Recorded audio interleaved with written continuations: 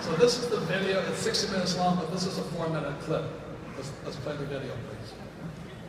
This is me on CNN with Wolf Blitzer, risking, looking like a complete idiot, making a prediction on the coming crash.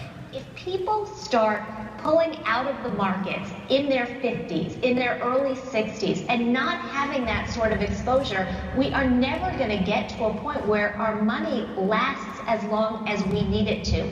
We need to be participants in this system into our 70s and into our 80s, and then we need a plan for withdrawing those assets, just like we needed a plan for putting those assets in. Yes, and you're putting those assets into those investment bankers that are in financial trouble today. And all I'm saying is, aren't these guys supposed to be the smartest guys on earth? And shouldn't we be careful who we take financial advice from, including the 4 of us on this panel? Yeah, absolutely, absolutely. And that's what I'm saying. There's a lot of bad advice. Robert, you're really that worried about Goldman Sachs and Lehman Brothers? Yes. I'm afraid the Federal Reserve will eventually or come close to bailing them out. That's what I'm concerned about. And that young lady who says the taxpayers are not in trouble, who's going to pay for that bailout, again, is the taxpayer. Lehman Brothers says it plans to file for Chapter 11 bankruptcy protection. The collapse of Lehman Brothers. Lehman Brothers collapsed. Hundreds of bailed out banks are still struggling to repay taxpayers. Way back in 1997, I published this book, Rich Dad, Poor Dad. And in Rich Dad, Poor Dad, I said 3 things got me in a lot of trouble. One was that the rich don't work for money. Number 2, that your house is not an asset. And number 3, savers would be losers. So that was in 1997. And look at what happened in 2007. The real estate market crashed. The government started printing money called quantitative easing, and savers became losers. It's no secret that the California housing bubble has popped with hardships spread wide.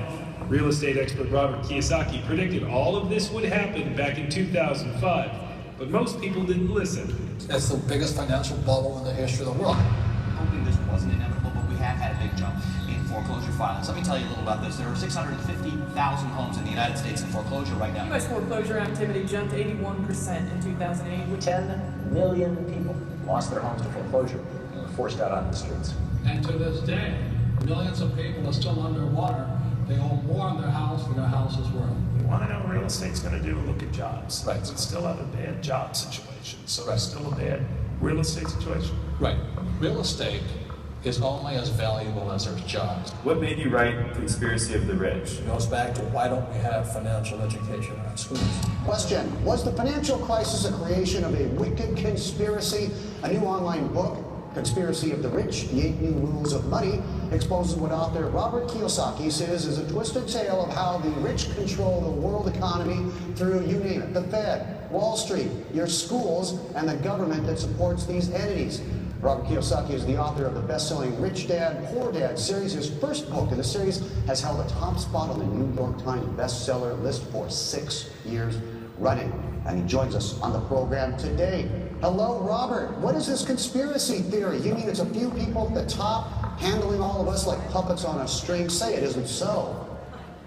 Well, I wish it wasn't so, but I've been a student of this crisis since around 1983, and I could see it coming back in 1983. People that are following the old rules, such as work hard, save money, get out of debt, live below your means, and invest in a well-diversified portfolio of mutual funds, you're getting wiped out. For those of you who are considering a second chance in the B quadrant or the I quadrant, I'd like to introduce you to my sweetheart Kim, because the B quadrant and I quadrant is not for everybody. But this is my sweetheart. The smartest decision I've ever made was getting married to Kim. It's a blessing, almost 30 years now. And when I met Kim, she was an employee in an advertising agency. But I was most impressed was you were going for the B quadrant. Yes. And you had a little network marketing business. Yeah, I knew very early on I did not want to be an employee. I didn't really know what the options were because I was always around employees growing up. But I got introduced to network marketing while I was working in advertising, and And I thought this would be a good idea for me to start to learn what it is to be a business owner.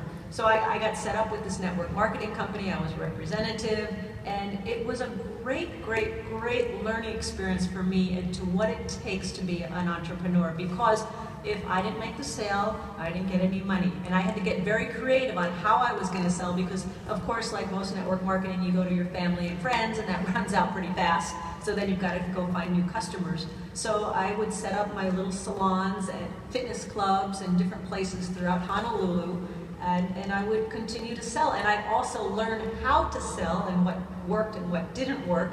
But it was probably one of the best business trainings I could have had early on. And you have to teach other people how to sell it. Exactly. Yep. You had to teach others. You had to learn about leadership. So network marketing for me was a great way for me to discover if I wanted to become an entrepreneur. And so when I met her 30-something years ago, I said, man, she's got beauty, she's got brains, and she loves business. I do love business. And we've become business partners 30 years now. I wouldn't be here without her today. And she and I developed the cash flow board game. For those of you who want to find out if you want to be a professional investor versus a passive investor, you're tired of 401ks and IRAs and Roths and all that other stuff, that's what we developed the cash flow game for. Yes, and so we developed the cash flow board game basically to teach people what it was Robert and I did to become financially free. Yes, so we recommend network marketing if you want to move into the B quadrant, and for those interested in becoming professional investors, check out the cash flow board game.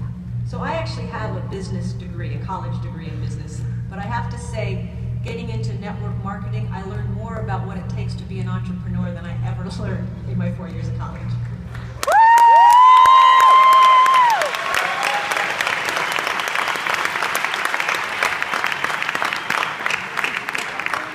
So in closing, the old world is dying. Ladies and gentlemen, we are the future. Let's work together.